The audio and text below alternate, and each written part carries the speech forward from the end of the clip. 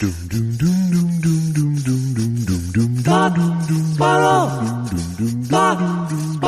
2 Jews, 2 mics, 2 hours, starting now. Hi, nice face. I'm worse than I was last Monday.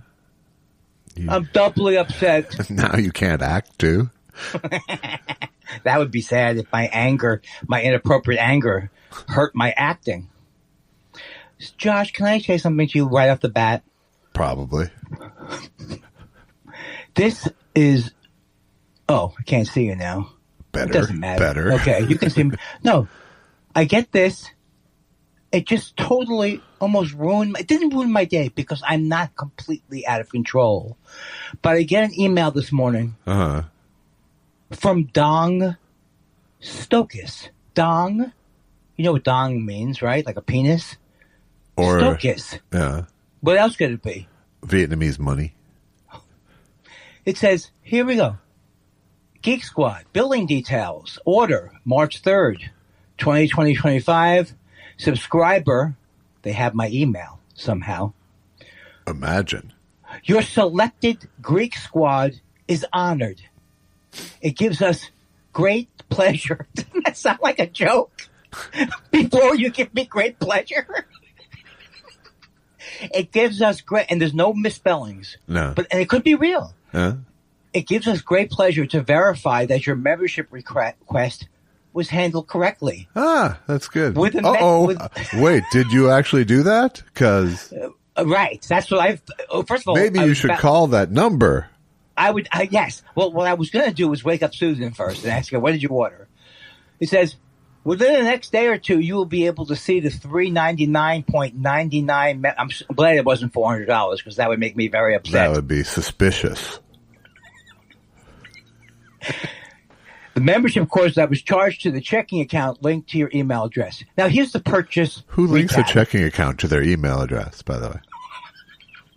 Oh, my God. I didn't even catch that.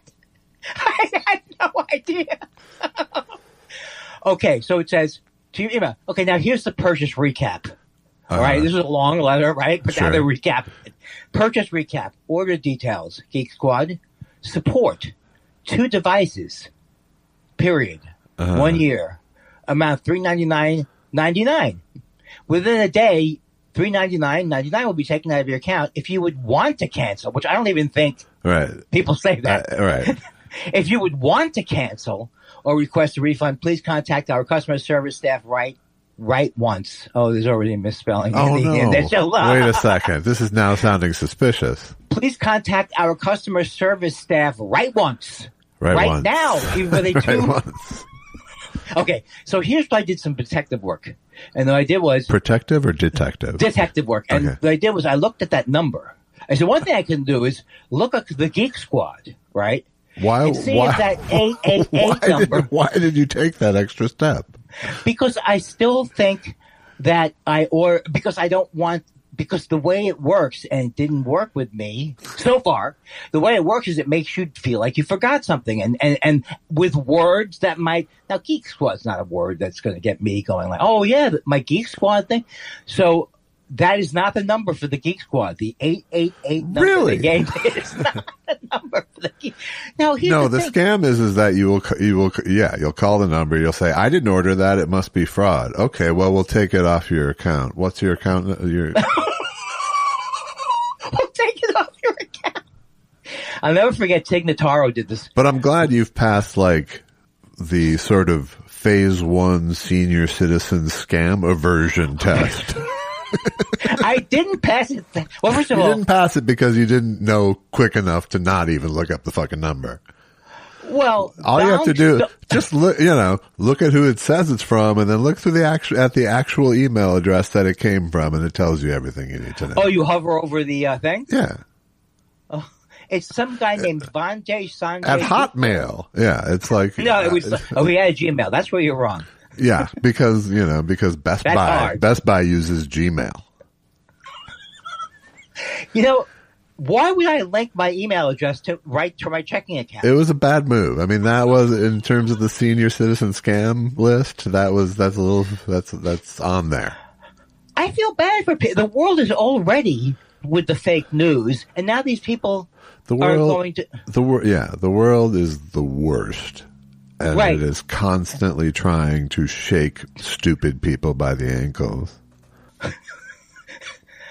Wait a second. How did you get scammed that one time? They said, click on this, a friend of yours? It came from Goldman, Gary Goldman. Someone took over Goldman's account. His account then DM'd me saying, can you do me a favor? I know Goldman. Your friend Josh Weinstein. I know Weinstein. Hello. Yeah. Man. And what did that do? That got your Twitter down? Someone took over. Yeah, I made someone take over my Twitter account. If you had only seen that as a sign back then. They didn't even do anything with the account, which was weird, I thought. But it just locked me out of it. Well, here's what I wanted to tell you. And I don't want you to take this. There's no competition between us. I've been in therapy for many years. And I don't have competition with my friends who I love and cherish. So you're saying I'm not your friend? I'm at 70. I'm 400 away from you, and I'm not afraid to do terrible. I'm not afraid, or 500 away from you. I'm not afraid to do horrible grade posts. What are you doing to make up the gap? I just being nasty as normal, towards towards Shane Gillis. It is amazing. You don't realize, like a guy writes to me, goes, "I'm Asian," and I didn't find his set offensive. No, he didn't insult Chinese people last Saturday night. So this is what this Asian person, and they'll say they weren't an Asian person, but this one he said nothing about the Chinese people. Nobody is willing to ever look past the thing and go, what's the guy talking about? No, it's right away. He's a comedian. He had jokes. What was wrong with that? He did not say anti-Chinese things. Did you see that, by the way? I did, yeah. Was that this week or last week? This week. Yeah, whatever. It was over the weekend, yeah. Okay. And it was more than atrocious because he's borrowing my act. You think? To constantly say, I'm not doing well and that didn't go over well. That's my fucking act. But he doesn't do it in a self-deprecating way. He just does I didn't do well. These people hate me. You really think you came up with I'm not doing well? I did. I was the first self-deprecating comedian. Maybe David Letterman, maybe Johnny Carson, and others. Jackie Gale. Mm-hmm. I said others. Jesus Christ, you have to allude. Okay. So, wow. I'm just saying there are non-narcissistic reasons to dislike what took place on Saturday Night Live. That's true. But here's what I think. I think that Lorne Michaels has heard about me and what I'm saying. This is what I'm convinced about if I want to go into my paranoid mind. He's heard about it, and he said, you think I'm a fucking guy who doesn't give a shit and I put on anybody? What do you think of this? Right after the 50th anniversary, I brought Shane Gillis back in. He doesn't even look away. I think I would look at the person, at the cards, come back to the person. He looks at the cards and it's over. He's not an actor. He never has. He's not an actor. He's also not a comedian. And people think he is a comedian. He is a comedian. I would admit that he has technique. But talk about why was that guy they wanted him much out, and why are they still dealing with it? I don't understand. Because Lorne Michaels says, I never said I disliked him. I mean, I really don't understand what he gets you, except they're going to say, look, we had our 50th. We're off for the rest of the year. It 100% is because he has this belief of this is a show for 50 states kind of bullshit. Oh, okay. So it is definitely I'm reaching out to the red states. Yeah, it is. Totally. Right. But look, Nate Bargatze is from a red state, but he is not a. He is an absolutely apolitical figure, I would say. Right. So that wouldn't interest Lorne. Well, no, he did have Lorne. He had him on because he's funny. He's funny, and he's literally the most popular comedian in America right now. Well, so Lorne couldn't ignore that. He really is? Nate Bargatze, yes. What happened just to me? in terms of tour revenue? No. What happened to me and you and our and why didn't we go further with this thought spiral? We'll go to the city. We play 4 days at the comedy club there. Get the crowds going. Because we ran out of ambition in like month 3 in an 8-year project. No.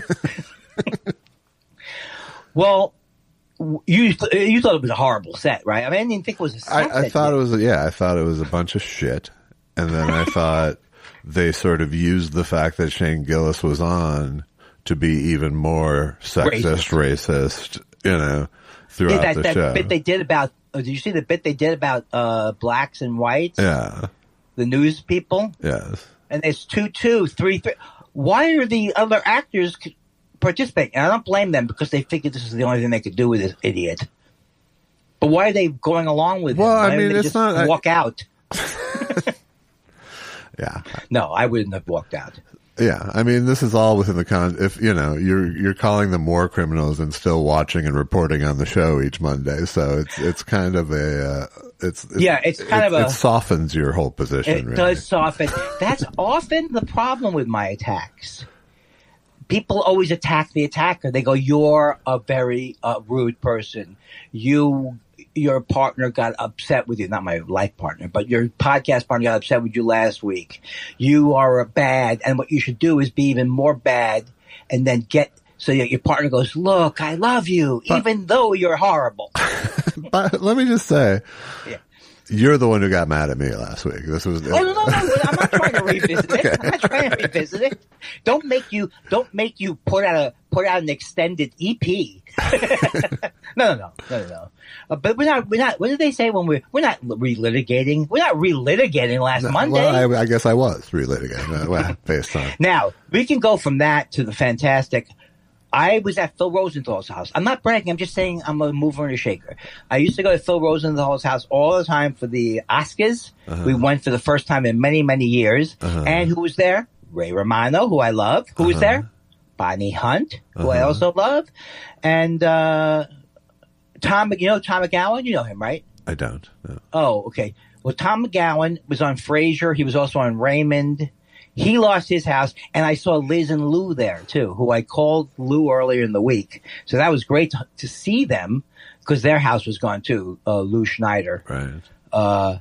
And so what Phil has, he has a room, like a screening room, and you have to get in there quick if you want to be in that room. I didn't get in quick enough, so there were no seats. So I had to watch from the outside or the kitchen one. Uh-huh. And I thought Conan was fantastic. It seemed to me that he is actually, the older he gets, the funnier it is that he acts like a 2-year-old. Yeah. You know what I mean? He's going like the champion things. Well, now he's like a 2-year-old with gravitas. It's a weird place to be. It's where Jerry Lewis tried and failed. Right, but he even during that thing that he said that was a serious thing, I thought he pulled that off very well. I just thought he was great. The thing he said that was a serious thing, actually, I thought that's where he falls down, is because he looks too. When he's being serious, you're waiting for the punchline. I know, you can't stop waiting. Yeah. Well, maybe someone else should have come out. Yeah, it wasn't. He doesn't do Ernest very well. But he was he was fine. I mean, it's a loser's gig. I mean, it's not a gig for losers, but anyone who does it is essentially loses. If you get out still breathing and not sick, he did fine, but it's like, I mean, the monologue was okay. It was all sort of soft jokes, I thought. Yeah. He had a couple of good jokes in the middle of the show. I mean, I watched until the super fucking boring, stupid James Bond musical thing. That was the worst thing I have ever seen. I don't even watch James Bond movies. Or as I called it, the James Bond flavored tribute to Screeching Halts. I mean, come on. And then there was a basketball game on, so I watched the Lakers and the Clippers, which was weird that they scheduled Lakers and Clippers during the Oscars. I thought that was a very anti-LA sort of move, but well, I think it's basically they didn't have no idea that the Oscars are going on in basketball world. You think? Yeah. Have you ever seen a Lakers game? You don't think there's any celebrity crossover? I didn't say the stars didn't come out. Actually, they should have thought about that. What they're playing at home, right? They're both at home. They're not. They have separate arenas now. Are the Clippers still terrible? No, they're mediocre. Oh, okay. And the Knicks are. I'm going to do it this year, right? Sure, whatever you think. Okay, what were we talking about?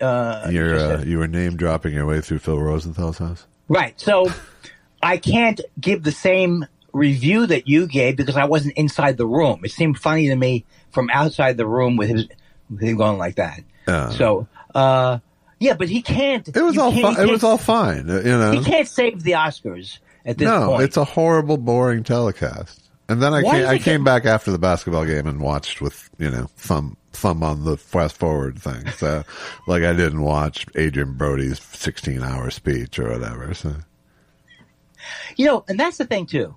Adrian Brody, you didn't watch it? I didn't watch his speech. No, you have to watch his speech. He's going on forever. I know. Like that's a why. madman. That's why. Okay, so here's I did watch his speech. It went like this. Clap, clap, clap. Well, look, I'm not critical about other people and their behaviors. That's not me. But I felt that there was a certain self-indulgent tone to what he was doing. That was the feeling I got after minute one. Why does he get to say, all right, shut the fucking music? Why does he get to say my award gets a 12-minute speech? Whenever I win an award, it's a 12-minute speech. It really was it was rude. Well, yeah, it was just ridiculously self-important of him to, it had the tone of a Nobel laureate acceptance, and it was, well, also, he seems to think that people know that he went away. And I don't think people know that. And he knows that he thinks he went away or something like that. Well, he went away and made shitty movies instead of Oscar-winning movies. Right. So now but he seems to have felt like he went through something. He got through it. I don't know. I didn't watch his speech. I don't. You have to watch it I now. know. Okay. I'm not going to. No. So let me see. That's it. And it just was. Yeah, I guess that's all there is to it. I didn't watch it. I couldn't hear a lot of it. And then normally when we're home, we watch it just because we're addicted to award shows. Show business, yeah. Now, have you seen, I want to see Honora now. Do you? It didn't make me want to see it more. I'm very happy for them that this indie movie won. But, Hooker falls in love with client isn't a story I'm that interested in, regardless of how well it's told or, it's just, I might get there. It's not like I'm against the movie, but there's just, we don't know what's happening. At this point in life, I don't feel like I have to have my finger on the pulse of shit. And I don't, and there's so many stories out there available to me that one is like, yeah, I've kind of seen a version. But I watched that before Conclave, and everybody there was going, everyone there was going, Conclave was so great. Oh my God. Everybody there was pro Conclave. I thought Conclave was okay, but I was much more interested in diving into that world than the sex worker oligarch son world, Right. It's a story about that she falls in love with an oligarch. When am I even parsing it out with you now? It's only going to sound like two old men talking about women's issues. So what happened? She's a sex worker and No, it's not what it's going to be. I'm going to see Nora. I'm going to make my own decision, and then I will do a bad report on it. Yeah. I bet it's good. Yeah. Well, good. I just want to say right now, you're not rooting against it. No, but I just mean, it's good isn't enough for me anymore to go, I need to watch that. Because the list of things that are in that category that I haven't watched already is massive. Well, I want to watch The Brutalist too. Go for it. You're not going to see that? Oh. It's The Brutalist. EST. I didn't know, and I'm not doing this to be gossipy, but I didn't even know that he goes out with Harvey Weinstein's ex, Georgette Chapman, was Harvey Weinstein's ex-wife. Who does? Brody? Adrian Brody, yeah. She's 49 and he's 51. I just say, oh my God. What? That's like robbing the thing next door. I believe that because I think I've probably listened to all the audio books on Weinstein. I don't think she knew what he was doing. I think she clearly didn't know what he was doing all those years. So, No, but you still had to know he was a fucking monster of a person regardless. Oh, that's true. That's true. How did she get past that? That his regular behavior was despicable on a daily basis. Yeah. Okay, well, I just say I'm wishing her happiness with Adrian Brody. And why do they don't care how I'm wishing them? Why do I feel like... No, what are you, fucking TMZ for ARP? Okay, that didn't make much sense, but it had all of the good hits in there. Old. Don Stokes tells me that I have to, if I wish to ask for a refund, if you wish to ask for one. We wish you wouldn't. What was the, I would hope that Phil Rosenthal, international foodie now, he had would have presented something delightful for the. He has a pizza oven in his home. Yeah, and he has one of those people. Well, everybody does that. No, now? I'm just saying that's not top line thing anymore. No, but he has people come in from Moza or whatever, and they make the pizzas for him. All right, that's better. Then he had a Mr. Softy truck outside at the corner at the thing. That was cute. Yeah, and there was a whole bunch of food of various types. And dessert, I even had some dessert. No, it was nice. It was a very, very nice thing. It was good for us to get out. That's our problem. That is good. Yeah. And we would be, everything we've been, the last 3 years ago, sure, no, it's a super spreader. Are there not super spreaders now? Does it seem to be is it the off season for, I don't know. People came away from the SNL thing with COVID. So I don't like that one bit. Right. That's right. Who said somebody gave it to me? I think there's a strain of showbiz COVID going around. I would be very careful staying around celebrity. Oh. That's how we make the bunky bing and the boom, boom, boom, boom, boom. Unfortunately, I can't get the Wizard of Oz out of my head. I loved it as a kid. I don't need to hear it anymore, but I can't stop. Did you love it as a kid? I loved it and was frightened to death by it. Yeah. I was, for whatever reason, it was a big event when I was a kid. They always played it, and it scared the living daylights out of me. I'll give you your Auntie M. That's not just regular frightening stuff. Yeah. For a 5 or 6 year old, that's like, oh my God, that woman means business. Yeah. She'll kill your fucking dog. Right. And did you, Toto? Did you not like? What was your experience? I should just ask you what your experience was. Like so much in our 3-channel childhood, I watched it when it was on each year. I never connected to it in any way, and yet there was plenty of disturbing shit in it. But I was never like, it was never like Young Frankenstein scary to me. But it was I found Willy Wonka more disturbing in terms of perennial TV things. You were too old for Willy Wonka. Yeah, too old for that. Yeah, is that Gene Wilder? Yeah. Oh, okay. I read Charlie and the Chocolate Factory when I was a kid. I had a hardcover book where it had looked like a chocolate bar was on the cover. It was a very, very meaningful book to me. Yeah. I didn't even relate that to when the Willy Wonka thing came out. I mean, I didn't even quite know that because it was Charlie. Whatever I said was the name of the book. Right. Charlie was the name of the original. Factory. Charlie and the Chocolate Factory was the name of the original. But Willy Wonka was a character in the book. He was in there. Don't get me. Don't think I don't have some mind lapses with my memory. But I did like that story. When I read that story, it was like one of the things like books I really remember loving. Yeah. I just remember loving it, And then I don't think I could have. Maybe I didn't see the movie because I experienced it so much as a book that I didn't need to. I was probably 40 when it came out. I think you were. No, you were like 15 or 16. Oh, okay, yeah. And that kind of stuff was good for you. I think it came out in 71, which was the year I came out. Well, as gay. See, right off the top of my head, I didn't have to think about that. No, I'm saying it just came out. No, I know. Hate'll do that. How do I feel? How do I sound on the sober level? Pretty good, right? Pretty good after 3 days. I guess so, yeah, sure. Come on, crystal clear. I bet you were happy to have your shit together around all those famous people. I'm trying to think if there's anybody. There was nobody. No James Brooks. He sometimes has a James Brooks or something like that. Yeah. Oh, wait, Drew Scott was there from the Property Brothers.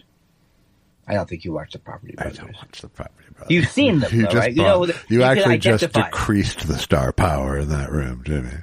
Well, I was there, and everybody seemed to be very excited about bringing that. it down. Why not? Why am I not seen as a quirky? Look at the call sheet.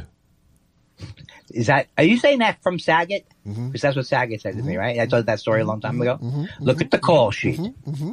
And I was so not even understanding of show business, even though I'd done many guest spots. I didn't even know what he was talking about when he said. Yeah. He had to explain to me That's the best why kind it was of a burn, slam. where you have to explain to you. Yeah. Where are you in the call sheet? Where are you in the call sheet?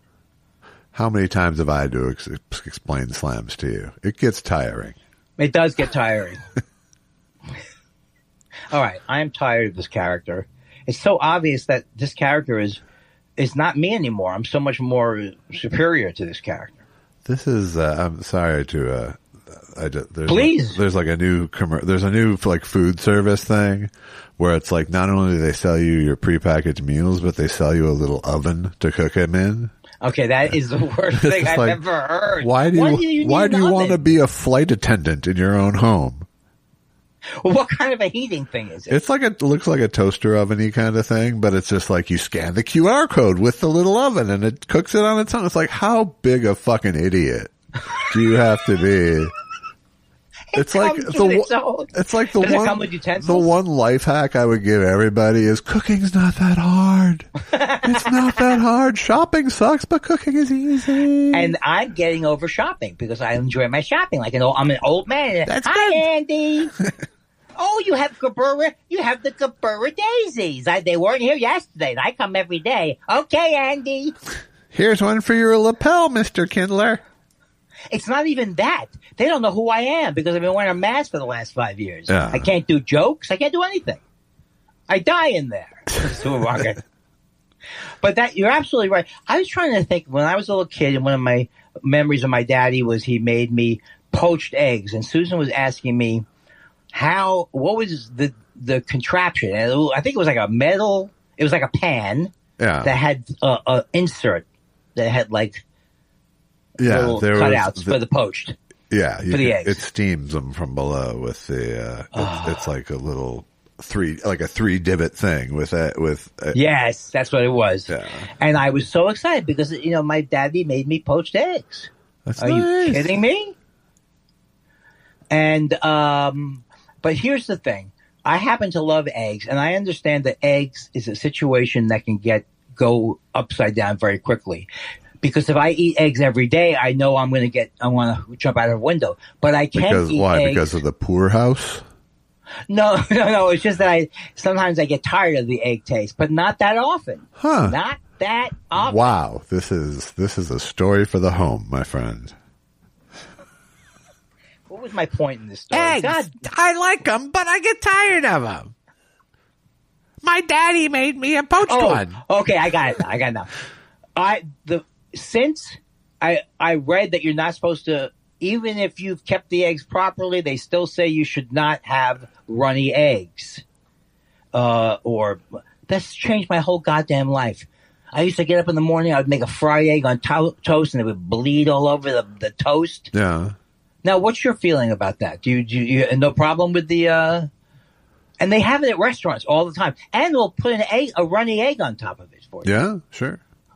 And what's your take on the runny egg? My take, yes? No? My take is that it's basically safe, but it's, it's like eating. It could hurt you. It's like a little bit like oysters, it's like you take a little bit of risk with it. But I believe the history of mankind and eggs bears out that runny eggs will not kill you.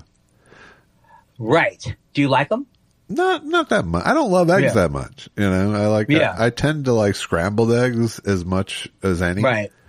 I am crazy about them. I love scrambled eggs. I like to make everything into a scramble. We went to this. I'm not bragging, but we got food from the stand.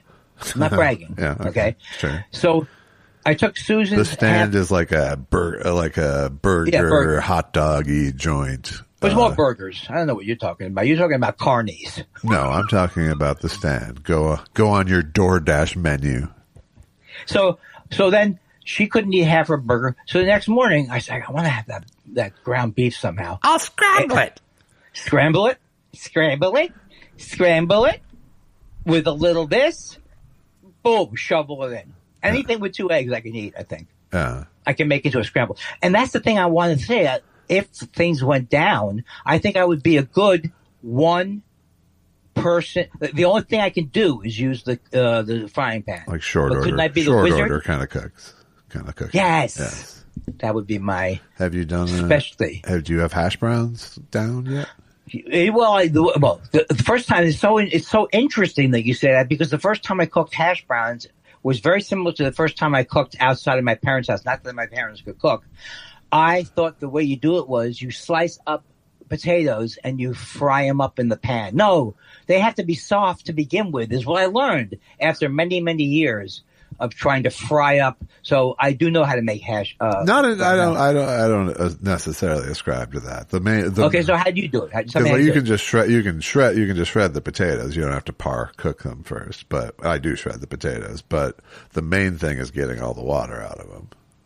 Oh, okay, yeah. What are we talking about?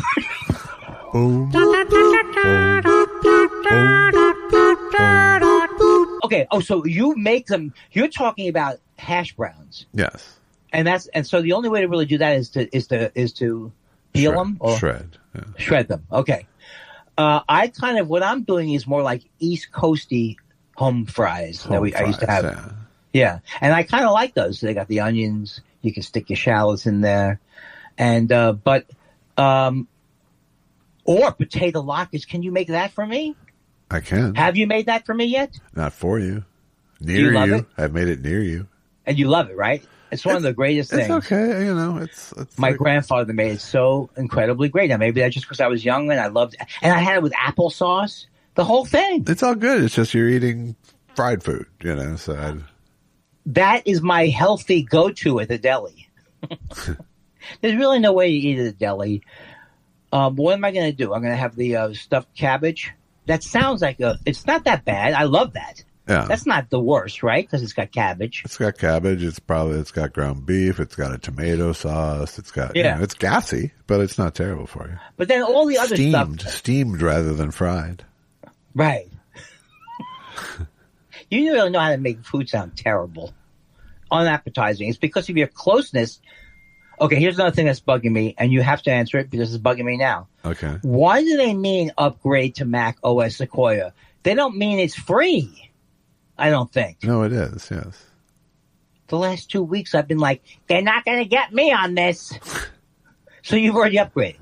I haven't, but just because I haven't. Not because I won't.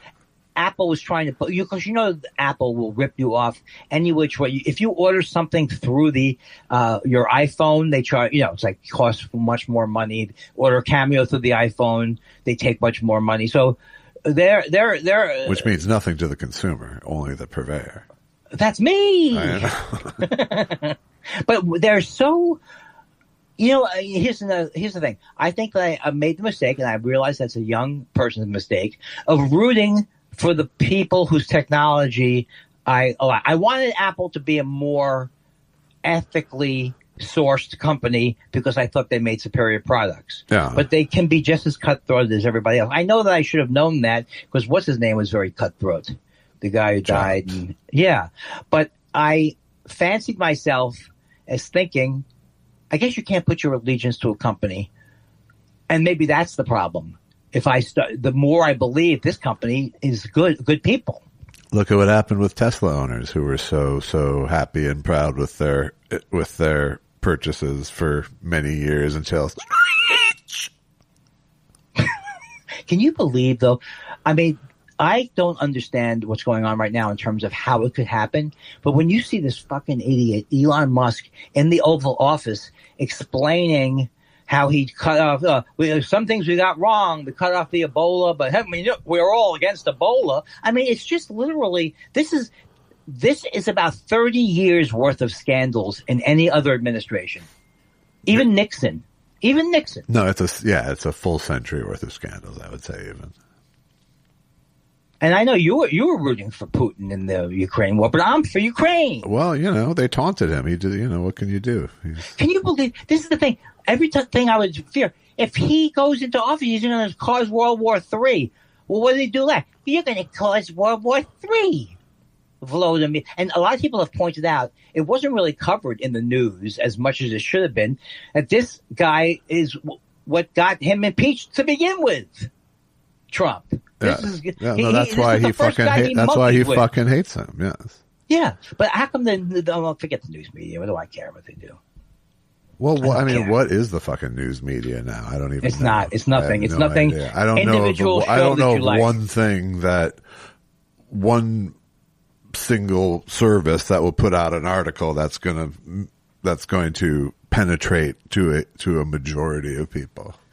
Well, I also think they're not going to. New York Times often goes the other way. They will be like, playing down the trans issue or encouraging that Bari Weiss and all those horrible people. I mean, New York Times, with all the good that it can do, it's done terrible things. It's terribly politically oriented. But the point that we're making is, even though I choose the New York Times to be my one source if I go to a written thing, I still can't. I know that they're fucked up in their head. I root for the people who are good to be good. Yeah. But the current state of media, I root for the people I like on MSNBC and I like Ayman Mohadeen and all those people. But I don't know why MSNBC got rid of Joy Reid, and I don't know what's going. They've always seemed to have no philosophy behind what they were doing. They've always been like, well, we want to kind of be like the left of Fox, or they don't seem to have a clear idea of what they want to be. Well, I think they do. I think they want to be the liberal news network, but I don't even think the left knows what it is right now or how it wants to present to take back power, Yeah. Well, I heard this thing about, and I've been very, very good about not getting involved because what's the point of making any comments? But this thing, they go, the Democrats had this meeting or something, and these the things they came up with have to be either wrong or it's a group of Democrats who are idiots, or all the Democrats are idiots. But I just can't. They said, like, what we should do is not talk about this issue anymore, not talk about that issue. I mean, like, it just seemed like a right-wing way to approach democracy from the left. And I just don't, I don't want to get embraced right now. I want to find how we can join in on forces to beat this motherfucking guy. I don't, even though I think it's important to see and it's important, it is, I can say, what the fuck are these Democrats doing who are going to that meeting? Or am I getting a skewed thing from the meeting that wasn't even the main thing for the meeting? I have no idea what I'm reacting to. Right. But a lot of people are angry, like, progressives and, well, not Dave Anthony, but, it's like this does not seem like it happened when I was a kid. There was a certain thing like, yeah, we did. I think we absolutely, they all say that we landed on the moon. It's not like one network said no. Right? It's like the ability to agree on a set of facts seems to have changed greatly. Radically. Yeah. And it's our biggest problem. Right, because, but what's interesting? I was shopping at, I don't want to brag, but I was shopping at the grocery store. And the checker said to me, did you hear this thing about he's taking away Medicaid? Because I sometimes, if I see the person's look, I can tell that there might be simpatico. So I may say, if I make it through the next 4 years, I'll be so happy. And they go, he's going after Medicaid at the states. Now that's a good sign that the checker in the supermarket this is what I'm hoping will happen. You would think by now people would know rich people just want to get all their no taxes, but when it goes down to where these states are not going to, or the poor states are not going to. I'm more encouraged by the same grocery checker in Mississippi having that conversation, than I am the one in California. Well, I see what you're saying. I know that makes total sense. I mean, because that's what has to change. I mean, those are the people that have to turn on this motherfucker. Yeah, but I've never ever heard anybody anything about anything that's going on in the government. Well, because Medicaid affects a lot of fucking people. And Elon Musk is very good at instigating rage because he's just lying about Social Security. Like Robert Wright said, they've paid out every Social Security for the last 85 years. He knows when he's saying it, and everybody knows that if you just even raised up to $2 million from $1 million, if you just raised up to $200,000 instead of $100,000, there would be no shortfall in 2035. Right. The Republicans are trying to cause a shortfall, and trying to destroy the one thing that makes us a little bit like Europe, because I don't know if this is true, but our standards are terrible. From what I've heard about, workers around the world and more progressive socialism. I don't know, socialism, whatever I'm talking about, like Denmark or whatever. That we have a very bad safety net in this country. It's not like a great safety net. Right. You can very easily be in the poorhouse. Yeah. I don't know why I can't talk, but you get what I'm saying. Well, and our best safety net is for the elderly. But that extends through people's whole lives in other countries. Right, but you see, and the thing is, I think Social Security is an amazing thing, because it's saying if you pay into the system, we'll take care of you. It's a fantastic system, and also, and it doesn't take care of people. It goes part of the way. It goes part of the. I mean, for the poor people who have to live on their Social Security, which there are many, aren't doing well. Right. Or there are people they may get or the way it is now is they may get Social Security, right? But if they're getting Social Security, then they won't get any food stamp money, or look at $100. You know what I mean? It's like the food stamp thing or the food thing is a winner for the economy. It's humane and it works for the goddamn economy. Yeah. It helps supermarkets. It's just cruelty. It's just, they know that they want. They have not even made noise about doing anything that will help anyone other than a felon who they've pardoned, or a billionaire. Right. Like there hasn't even been lip service to helping people. So you're thinking that's going to trickle down? The anger will. Oh God. So that's the thing. But I mean, going back to what you were saying about Democrats, it's like, it's just a fight about posturing at this point, Right, because nothing's going on, you mean? Or well, no, there's nothing they can do legislatively for the most part. All they can do is take every single thing to court. They could seats over. Well, no, I mean, hopefully they can fucking win elections, but there's only 3 seats up right now. It's not, like any real change has to, and they're not, and the Republican seats, red states, the Republican seats that they're replacing. So, it's maybe I shouldn't buy the hype from all of the. Maybe not. We're not going to flip the House until the midterms, and at which point I believe we could. But at this point, legislatively, there's nothing they can do. All they can do is take every single fucking thing to court and hope the courts catch up with reality. But do you agree with Carville, kind of, or? Well, no, I don't. I don't agree with him in the sense that people still need to be shouting what's going on to people. It's easy for Carville to go, rich white guy to say, I'm not going to let them do their thing. I mean, I don't think they should be cooperating, No. But I feel like, I mean, what Carville's saying is based in a certain reality, which isn't there isn't anything they really can do legislatively. Right. So the only thing they can do is rhetorical at this point. Yeah. So, and they're trying to get unified on a rhetoric, and that, they're never going to get unified on a rhetoric.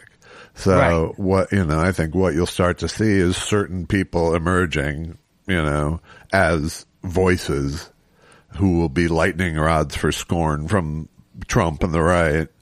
But, until there's legislative footing, I think the government's going to shut down in a week, Is that going to happen in a week? 2 weeks, I think.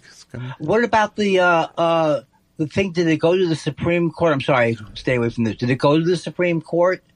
The thing about laying off all the civil workers, that was supposed to go to the Supreme Court. Well, I think there's countless things that are in the pipeline to try to stop that. I don't know that they've made. This was like one huge thing that the Supreme Court agreed to hear, so maybe we'll hear this week about it. Presumably. Because I'd like to see those guys do something, maybe. Yeah, well, we'll see. Why am I counting? We'll see what they do. You know what I say to myself? maybe that Roberts is not the most evil man in the world, but then he always seems to disappoint me. He's a handsomer or reasonable looking version of a right wing guy. I'm saying I'm attracted to him. That's all I could take away from that, really.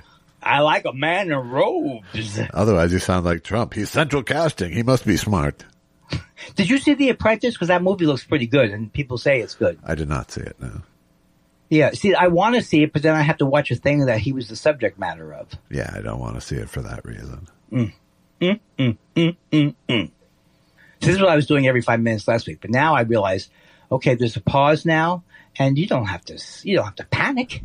I don't think there even was a pause. I know that's the problem with me. Did I tell you I saw Lou Schneider on Jake Hogan's show. That was good. Yeah. And I think my show was maybe on or something.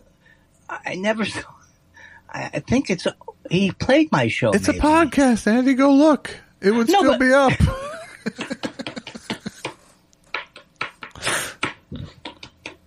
Okay, that's enough of that. It's not like it aired and went away. How would I find out where it went? He does a good job with his little show. But I mean, he has camera switching, and which for like a interview thing, it works. Yeah, well, he's put money into his. He rented a space. He's got a guy. But he also has guests and topics. Absolutely, absolutely. It's a recipe for success that we don't have. Okay, but let's not. But you know what we don't have? 75 episodes on the shelf. Everything's out. No, but we don't want to make the thing that Jay Kogan, he's got big money behind him and he's making this slick show. I mean, that's not necessarily means that he's rolling in dough. He is rolling in dough, just not because of the podcast. But he had dough. Right. You have to have dough coming in. I don't know if he's rolling in dough. Yes, he is. I thought every writer that I met. That's why I was surprised to see you tell me that you were not multi-trillionaire. Yeah. Every writer at a certain point sounded like the richest man in America. Yeah. We all felt like it for a minute. Well, I just got scared about the government shutting down for a second. This is the thing. These little things that happen, I'm not going to worry about, right? What's the worst that can happen? Well, no, I find myself fairly frequently going, why are you so anxious? And then you go, oh, because the world is falling apart. That's a legitimate response. But how can they close the government down if they're in charge of the entire government? They're in charge now, the Republicans. Yeah, what are they demanding? I think you need 60 votes for a budget. Okay. Yeah. We're closing down. That you told me, don't worry, Andy. There's so many moderate Republicans in the Senate that it's going to be not a big problem. They'll be able. It's not one. How many? Even Lisa Murkowski doesn't. Lisa Murkowski it all the time. No, not always. Not always. She did stick up for Zelensky, though. Yeah. Did you see the AI one where they have Zelensky decking him? Yeah, it's very, very therapeutic. But when he goes back, it looks like Boris Johnson. Well, Andy, it's AI. It's not a real thing. What do you mean it's AI? That's what they used to say, computers. It's by computer. We want AI to look a little fake. It's when it stops looking a little fake that we're in trouble. Well, okay, so now don't get Justine Bateman started. That's all she cares about is AI, and she loves Trump. Yeah. Is she anti or pro AI? Anti-AI. She's a left. She would be known as a person who's a radical left-wing person. She tried to stop the merger between the unions by calling after a scumbag union. She takes legitimate issues, which are things that how we could get ripped off in AI, and then turns that into that's why you shouldn't vote for any of the contract. Whatever it is, she wants no, because she wants, like, I'm sure she feels like a lot of the old SAG people. Why do we have all these broadcasters in here for? She wants it to be. I don't know. I'm trying to ascribe too much logical thought to her because I think she's nuts. Well, and too much influence as well. Yeah, I'm giving her influence that she shouldn't have. I guess it's it's like everything else.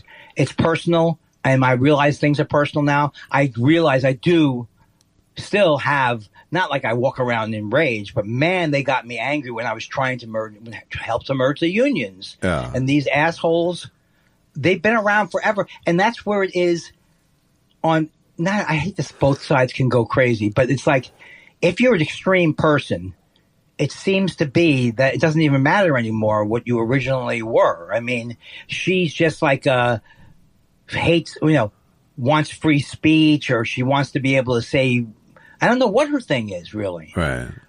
So I guess you could go crazy trying to figure it out. Well, I mean, it's just, you could, but it's also like, this isn't defending Justine Bateman. This is just a sort of in general thing, using her as an example. But it's like, in general, who gives a shit if Justine Bateman was rhetorically inconsistent, or was? I think you're right. I think you're basically right. Except there's a lot of people, like I was interacting with this labor person who is a labor activist kind of, and she said, yeah, it's kind of a shame on Blue Sky. She goes, it's kind of a shame because she was really helping us with our fight against AI and stuff like that. Right. And that's where it gets at me into like, you can't even know what the real issue is at the end of the day, because the real issue was, should we have not voted for the merger? That would have been the worst decision ever. And we would be who knows where we would have been. Right. But we certainly would not have been where we are now, which is a merged union, a happy merged union. So I guess it's like, I worry that she's influential to regular intelligent people who are upset about AI.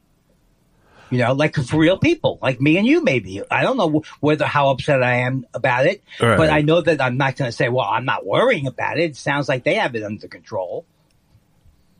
No, but I'm just saying, I don't know that, but, like you said, you have a personal grudge that lifts up her importance in the voice. And I mean, she's been a vocal labor person for a long time. I know that. I mean, that's the only context I ever met her in, was on a picket line. But,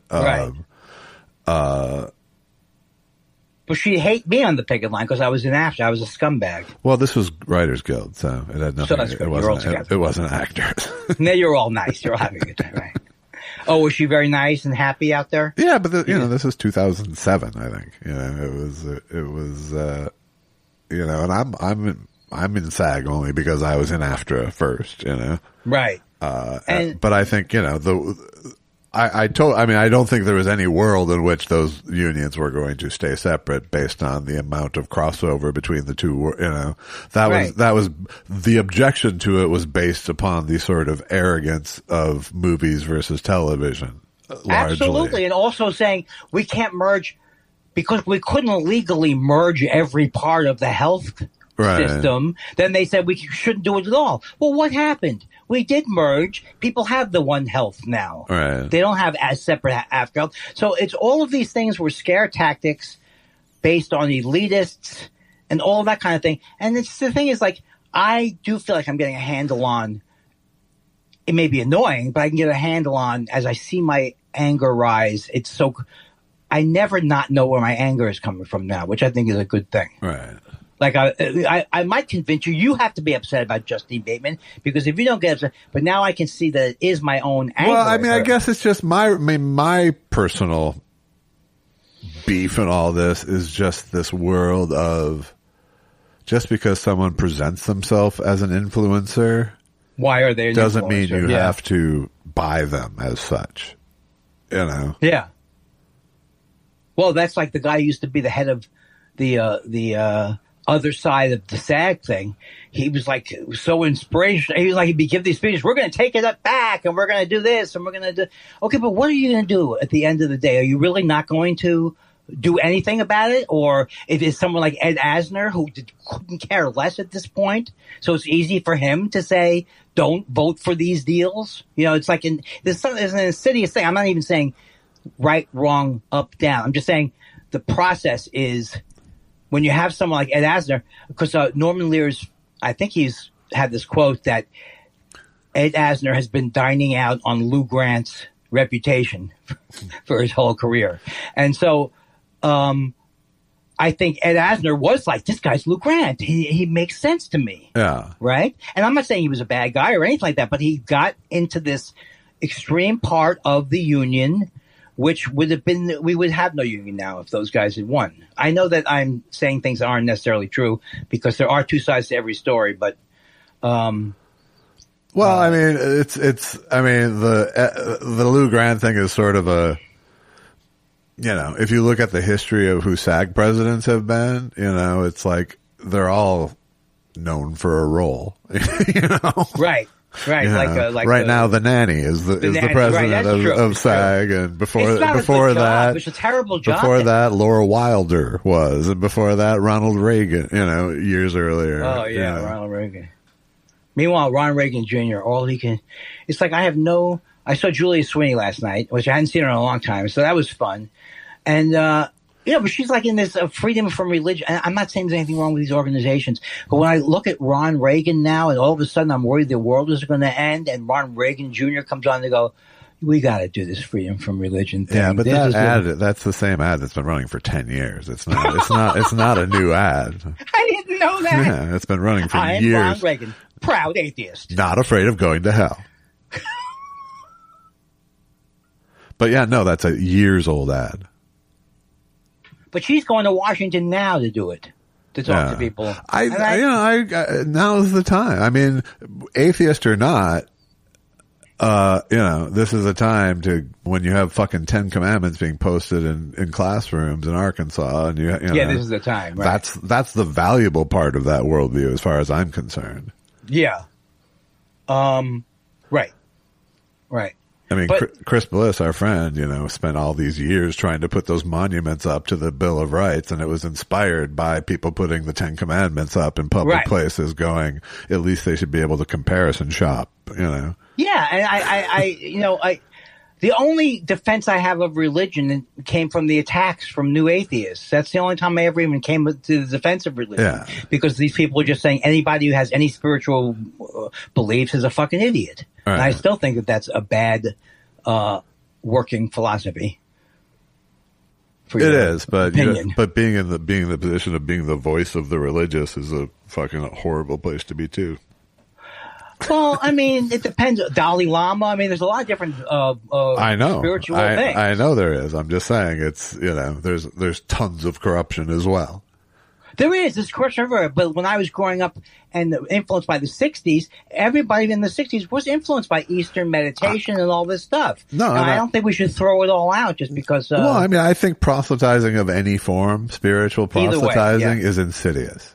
Right. I really do. That's a personal belief. One is just politeness. Right. But another one is just, I think that, I'm against anybody who thinks they have the answer. So, but also beyond religion, I'm against the national anthem. I'm against pledging allegiance. It's bullshit. I don't have to be anti-religion to say that I don't want to, have allegiance to the state. Yeah.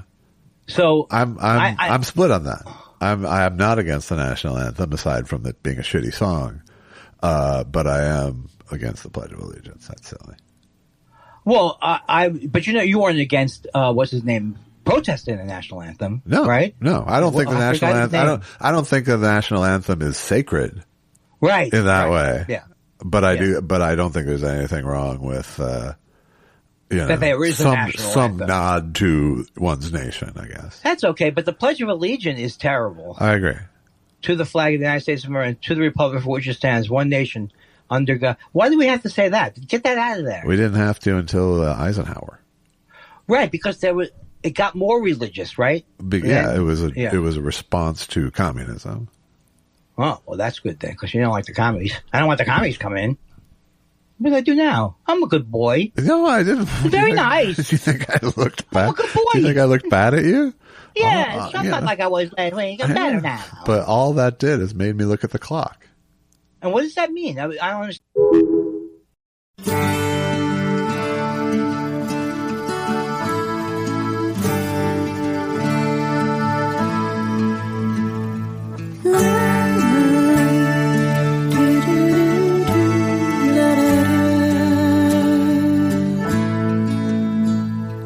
Dreams, sweet dreams, don't look for tomorrow's troubles tonight.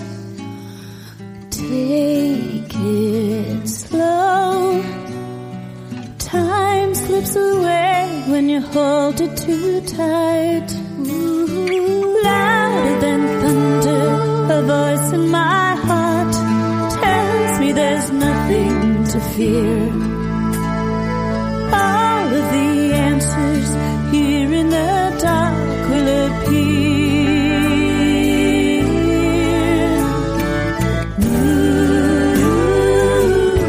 They're just hidden by years.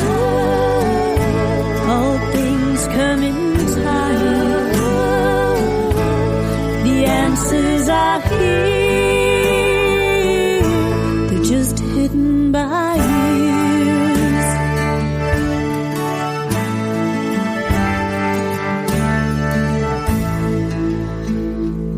Life goes on.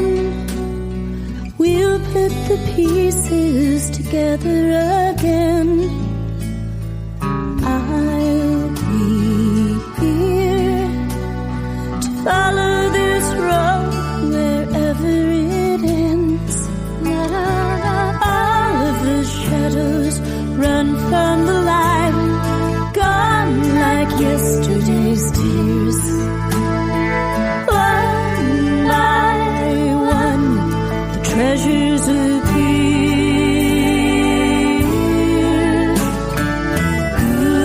Ooh, they're just hidden by years.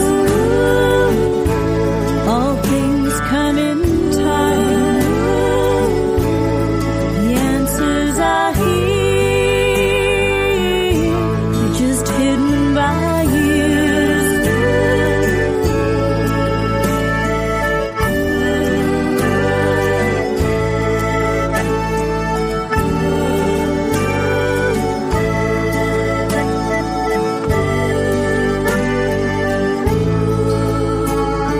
Run like a river, run like a child. Tomorrow's a long way from here. One by one, your dreams will appear.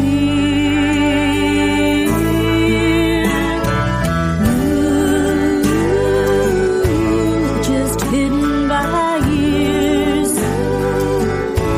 All things come in time. The answers are here.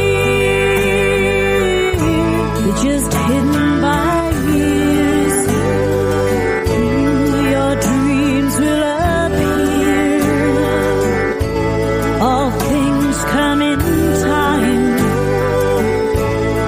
The answers are here. They're just hidden by years.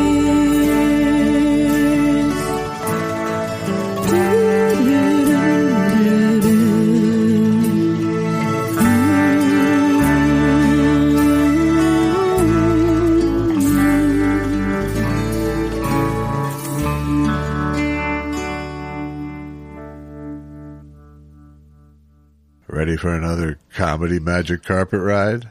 It's an hour of comedy with letters and jokes. Well, no, there's no jokes. Okay. It's an hour of talking about important subjects. That's not the truth. He's just trying to...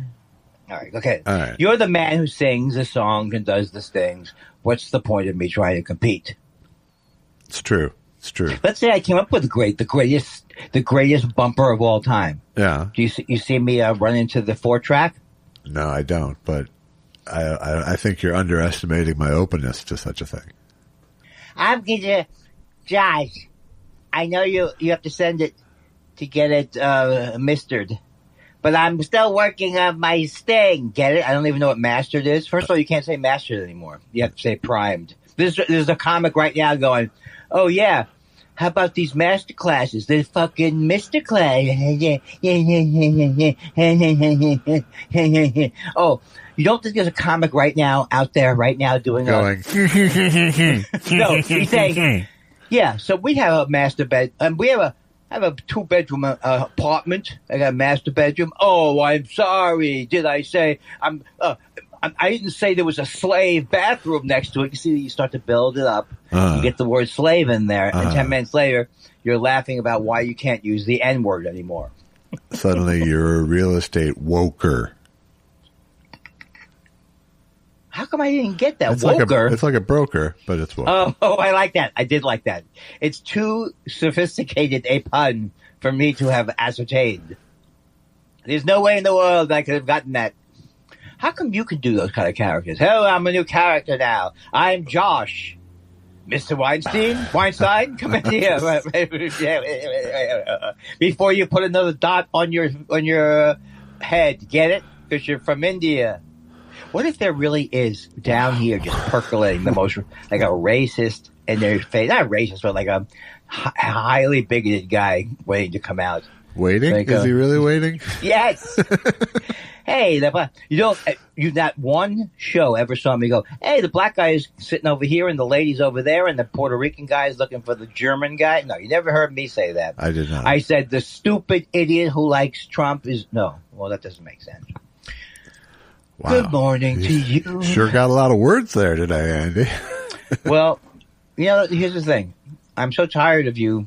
First of all, having meetings the same day as the show, pre-meetings. Sure. It's called professionalism, asshole. And what he says is, he goes, when you're up, I don't care when you get up, that's when you turn your camera on. So if I have to bark instructions to you before 9 a.m., you have to be there. Can you make a bit that's not funny even less funny? I just did. I just did. Here's the thing. You think I'm angling for a sting? I'm not. I'm angling for a wall-to-wall bed. What's this from? They're going to say the music was wall-to-wall, but I really like it. That's what they're going to say, though. We call it the bowels of the ship. You think that I was watching Alien last night? They call it the modern romance, James Brooks. I knew where that was from. You were just letting me do my thing, right? It's not James Brooks, though, asshole. Oh, wait, he was in that the scene. movie. Yeah, okay. I withdraw the asshole. Sure. I would do. Look at such politeness emerge from you. Excuse me. Please. Not that one, because I'm wrong all the time. This is why insult comics. I didn't want to take it off my account.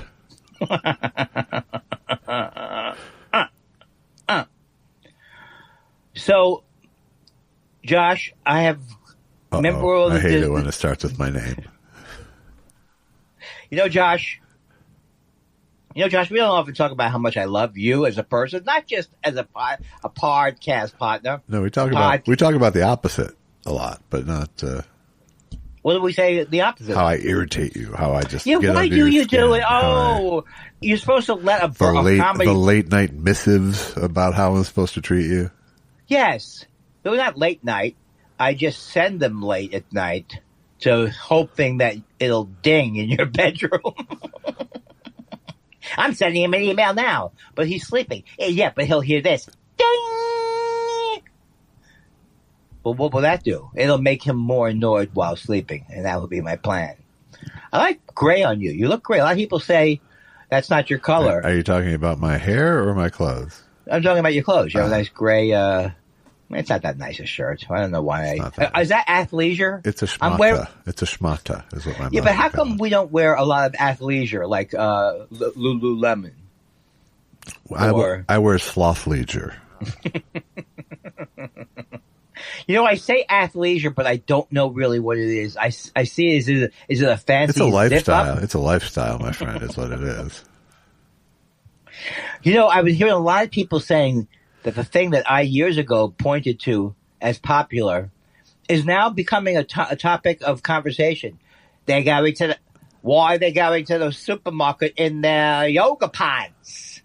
Whatever happened to dress pants? Everybody has these yoga pants. No, Andy, it's athleisure. Athleisure. They look like, I worked on this 10 years in a row, like Rocky worked on his fight against whoever he fought. And Bullwinkle. Bullwinkle. See how easy it is, folks? They look like. First, I would just break it up. They look like. There's nothing wrong with that. Right, no. Is there anything wrong with that? They look like. Well, I mean, as an impression, yes. As an exercise, no.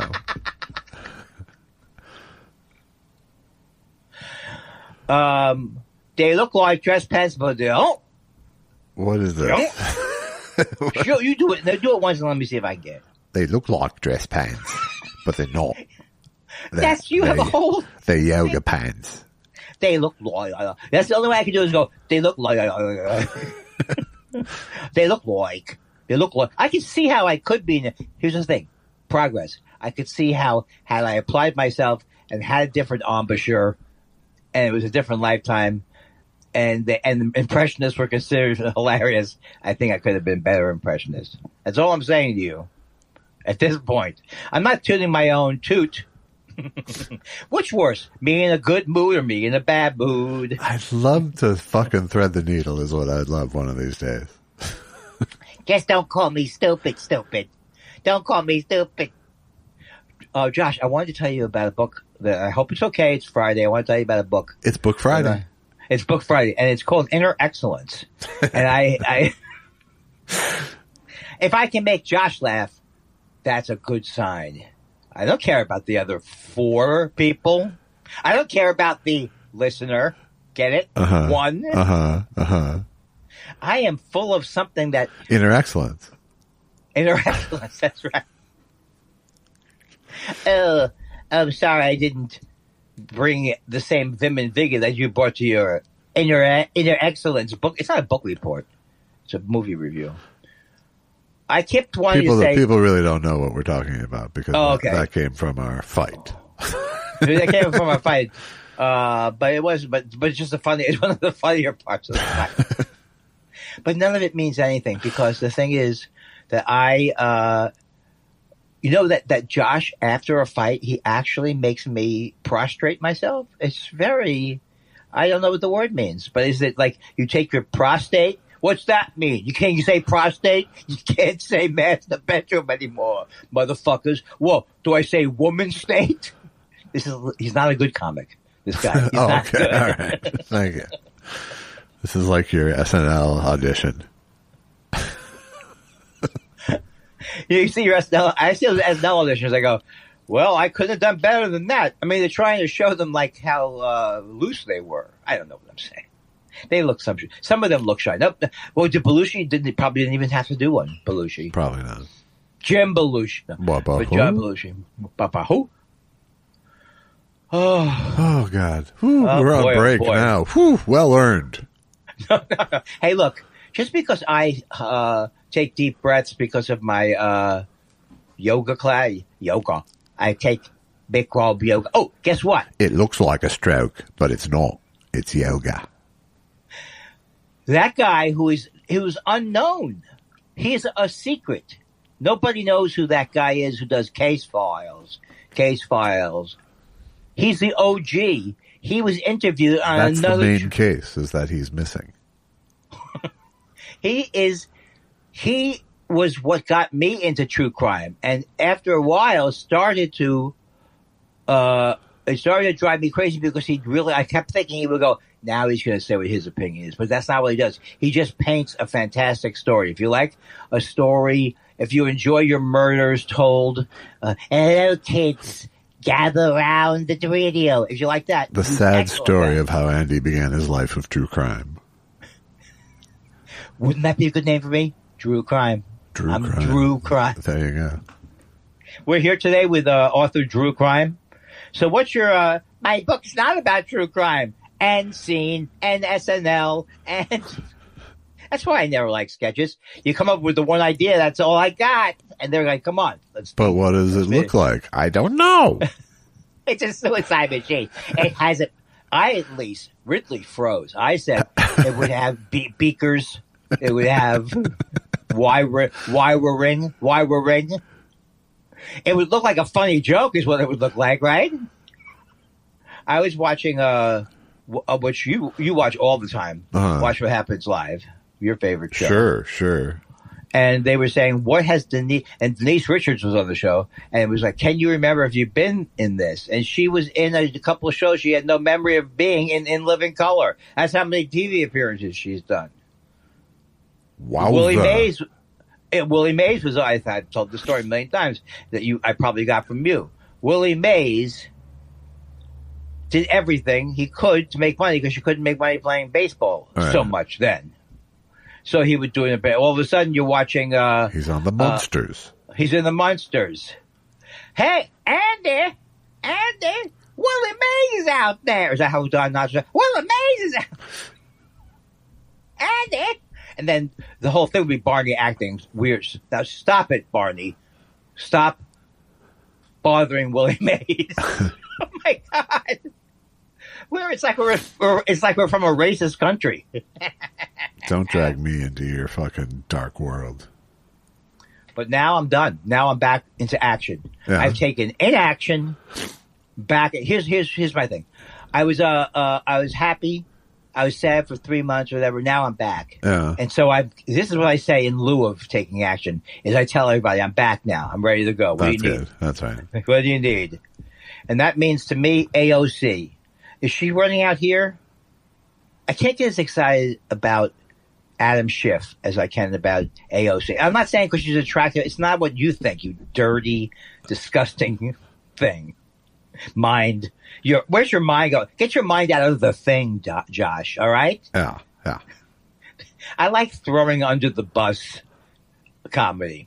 So I was at this place the other day, and there were like 3 Mexican guys sitting on the ground. They weren't looking for money, Josh. What's the matter with you? Why are you on this sort of faux racist? At a certain point, faux racism becomes racism. I know. Yeah. Because that's what's actually one of Roger Rittenhouse's jokes. And I love Roger Rittenhouse, but he had a little Ricklesy stuff going on.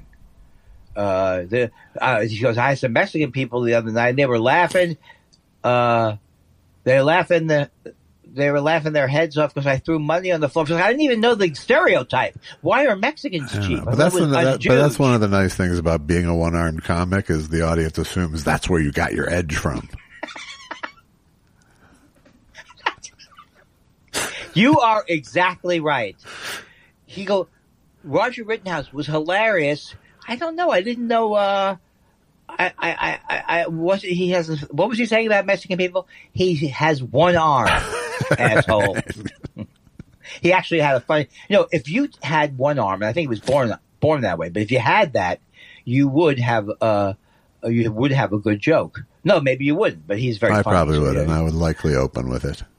And his was someone comes to the door, and you go, I just had a horrible accident in the garbage disposal.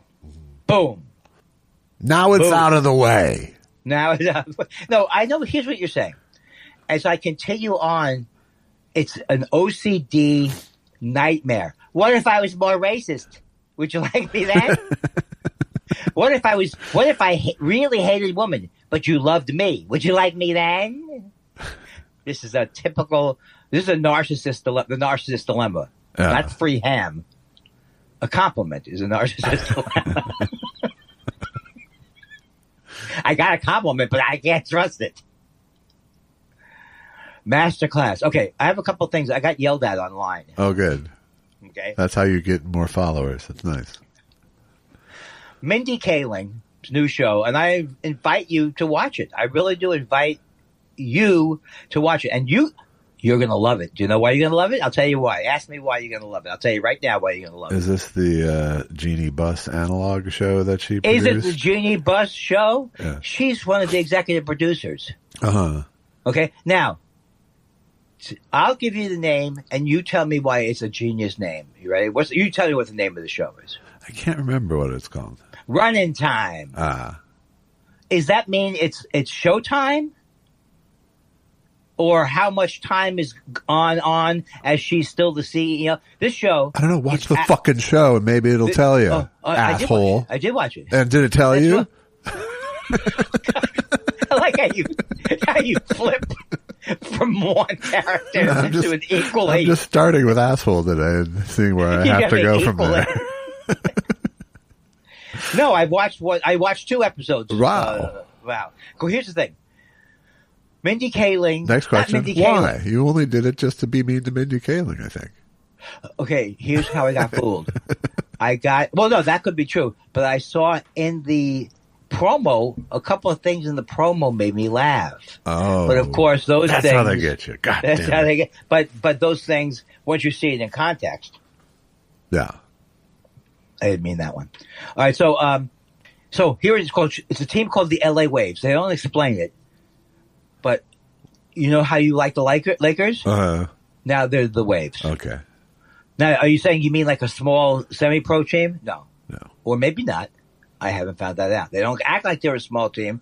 They act like they're the big team. But then when they go to the stadium, it looks like a row of background actors. I don't mean background actors in a bad way. No. I mean background actors in the fact that when you like, when I was even watching the Academy Awards and I noticed the guy behind the bar says thanks for the drink, and he didn't say you're welcome. It was because he was being paid his background. Exactly.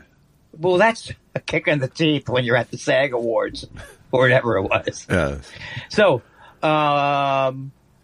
okay, so Brooks Henderson, you guess who I'm trying to come up with as the lead in the show. I said Brooks Henderson. I'm going to say Kate Hudson. That's exactly right. She's the daughter of, and everybody has executive producer credit. Jeannie Buss has executive producer credit, and somebody else who we know. Somebody Rambis. Linda Rambis, probably. Linda Rambis, right? So she's worked with the team, I'm assuming, too. She's Jeannie Buss's best friend and sort of. Right. I'm not putting down Jeannie Buss. I like Shadow Jeannie Buss is what she is. Right. So you see, what the deal is that you're supposed to somehow believe all of a sudden that this is basketball, and then somehow basketball is accompanied with Mindy Kaling sitcom style lines. I didn't know basketball was like that. I like to see you under the bucket. Bing, bang, boom, bang, bang. Comedy that goes nowhere, but people behind the scenes will enjoy it. And it is unreal. I like to blame the director who I in the old days I go, maybe the guy will use me.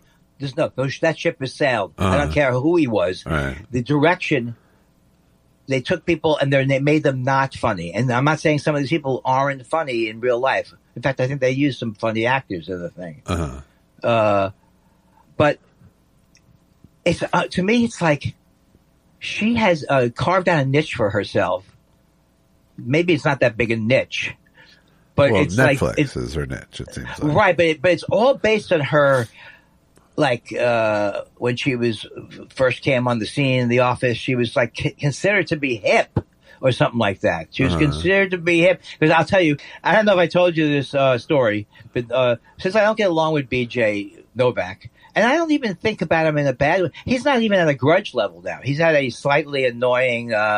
It's like a hitch. He's a hitch in my get along right now. But what are we talking about? Mindy Kaling. Okay, Mindy Kaling. Despite my resistance. Right. So, she does jokes online about, she'll slam people online, but she slams them in the abstract. She knows I can't, I slam her show. And so there were people on Blue Sky. I cannot believe that you would say this about another person's art. Unfollow. So you tell me what it is. What was your favorite? You're never going to catch me with that kind of shit going down. I'm just kidding. Okay, what would be your best? You're going to pass me, and then you're going to. What's your favorite? You're going to find a hollow victory at the other side. What about Mindy? What's your favorite Mindy Kaling project? I don't have one. Was it the Mindy Kaling project? It is not. Oh no.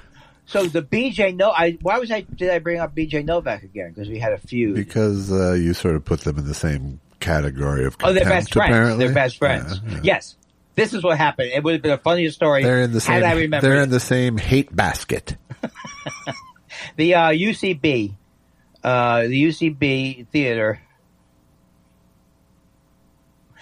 Oh God, I've forgotten it, and now it's just a thing for me now. Oh man, I want to forget this when the one. grudges start to go. It's just a slippery slope.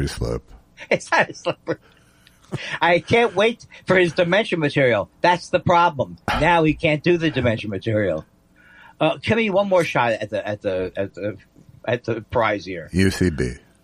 Mindy Kaling. She comes into the UCB. The first time I met her, I had already been friends with BJ Novak for a few years, or knew him for a few years. She comes waltzing into the back, And I see that she didn't bump somebody, but she got put on the show, right? They got put on the show. And BJ goes, you got to check her out, man. She's blowing up. It's unbelievable. She's blowing up. Until maybe 2 years ago, I still didn't think he was being serious. What would you say to another comic your age? Check this out. She's blowing up, man. Check it out. I mean, like, in other words, would you talk about say that? No. Would you talk about a comic that way? I might say blowing up, man. She's getting a lot out of it. She's funny. I've heard a lot about this person lately. But she's not blowing up. Check it out. She did blow up. She made a whole shit ton of money. And now she teaches, and she had to change her name from Masterclass to Prime. Her Prime. She has a Masterclass. You know what? You would think I would have, if anybody should have a Masterclass, it would be Mr. Narcissist, right? Wouldn't I be the one to have one? Well, but the lazy narcissist doesn't get those things together. That's true. That's true. But actually, what makes my narcissism worse is the fact that I'm not a go-getter. Yeah. Yeah, no, it's the worst part about your narcissism is the subject of it. That's true. People love it because people like stuff about narcissists. No, but that means that you're saying it's going to be all about you. That's what I'm saying. It's very entertaining. I'm about a guy, and every time I look in the mirror, it's me. And then the last time, it's Harpo. That was the world's oldest reference. Wow. I feel a little bit like Herodotus today. Huh? Now I know how Lot felt when he pushed Paul. Is it Paul? Is it Saul? If it had been Paul, it would be a different religion. So Lot, that's from Red Buttons. So Lot, when Lot said to Paul, salt I have, pepper I need, never got a dinner.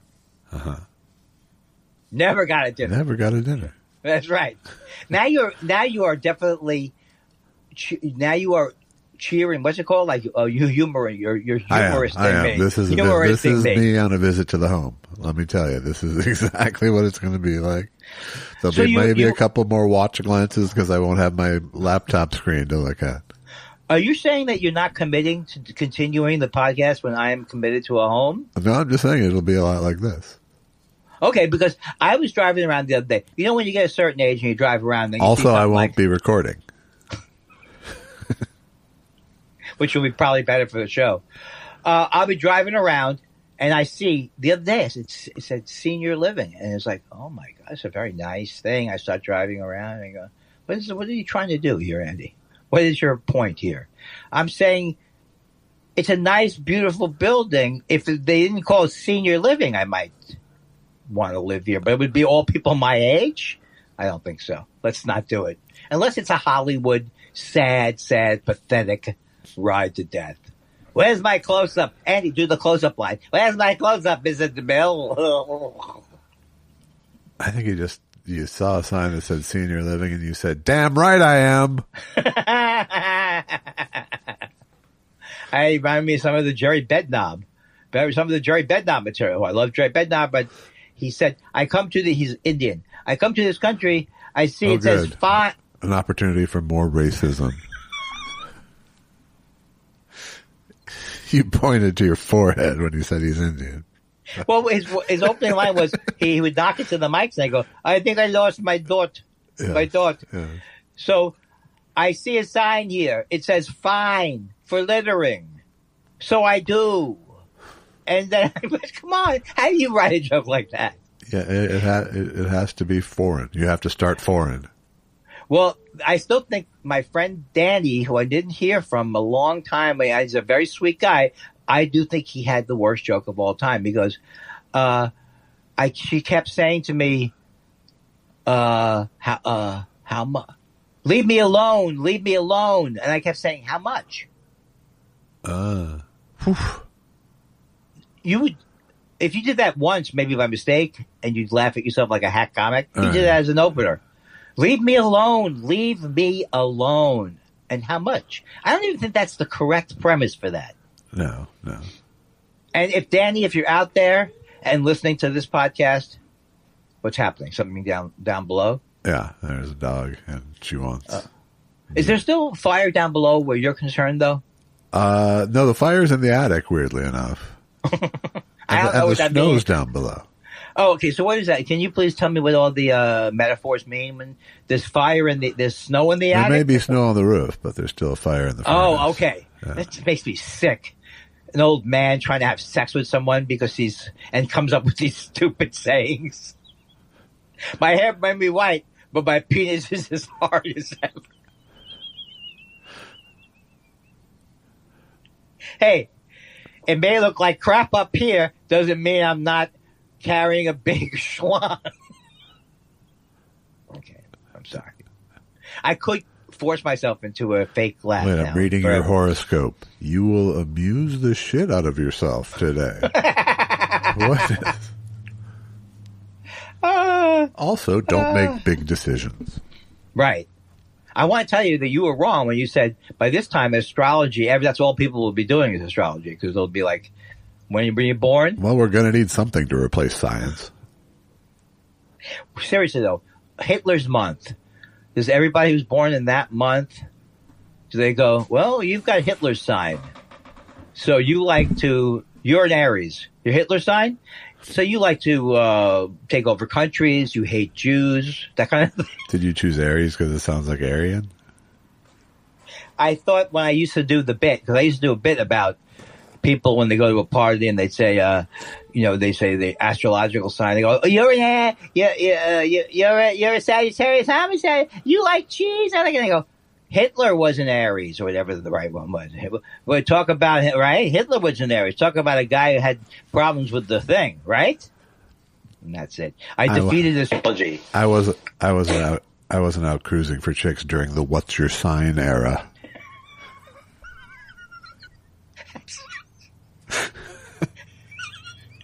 That didn't even require air quotes. That was so solid. You included them. You did not. They were, what's the word? They were extra. Yeah, I verbally used them. Oh, right. Hey, do we? That sigh says it's time for. It's time for questions. What do you want to know? We love your questions so much. It's half our show. Half our show. Daniel Bird Doctor says, hi guys. Andy, would you sing for us a bit of whatever song was last in your head this morning?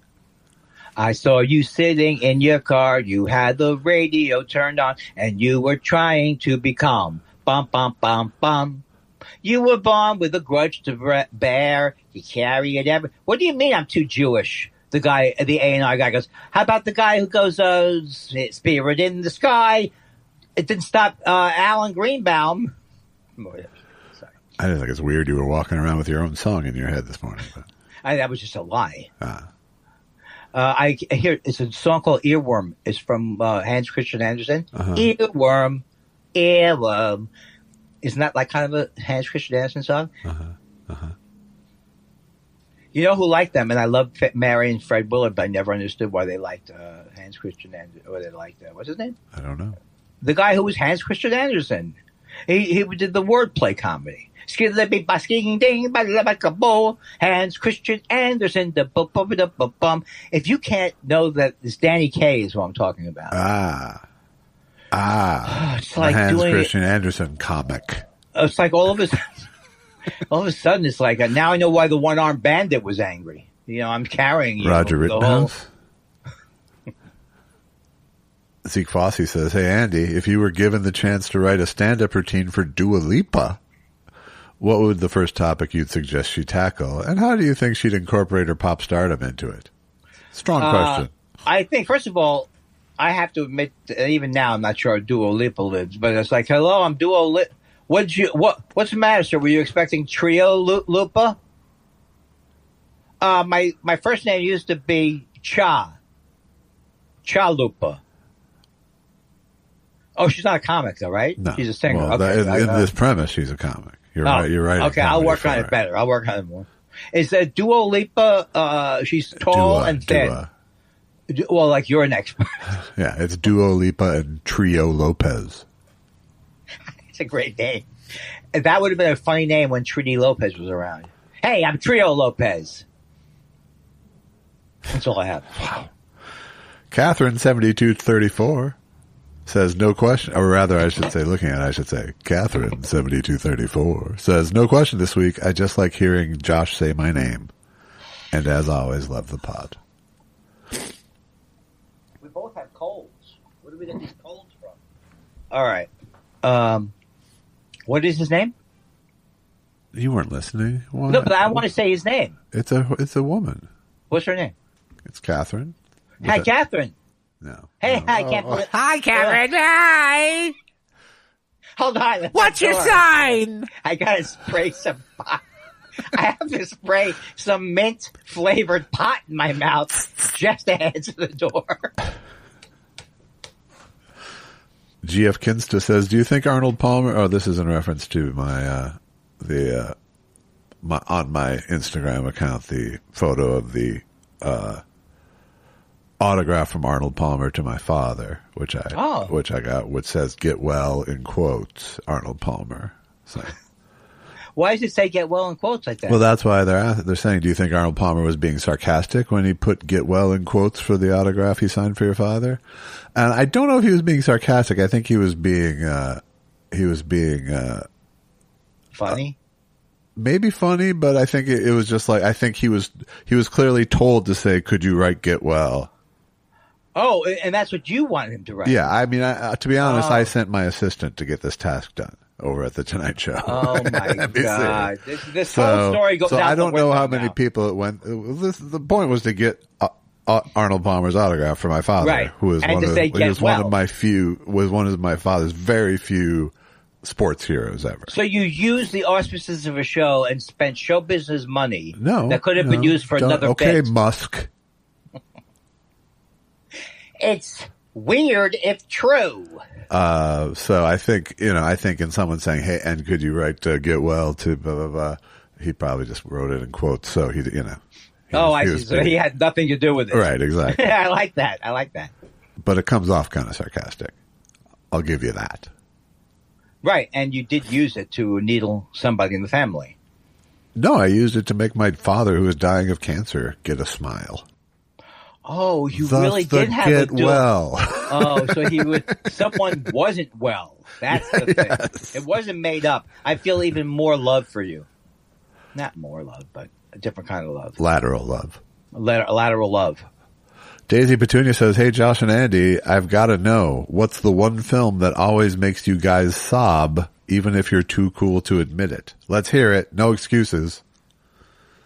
Ordinary People. I bubble up on that movie. That movie is my personal favorite movie because it's a movie about a kid who thought everything was his fault. And by the end of the movie, he goes, well, maybe not everything's my fault, but most things are. But I didn't really kill my brother. Uh-huh.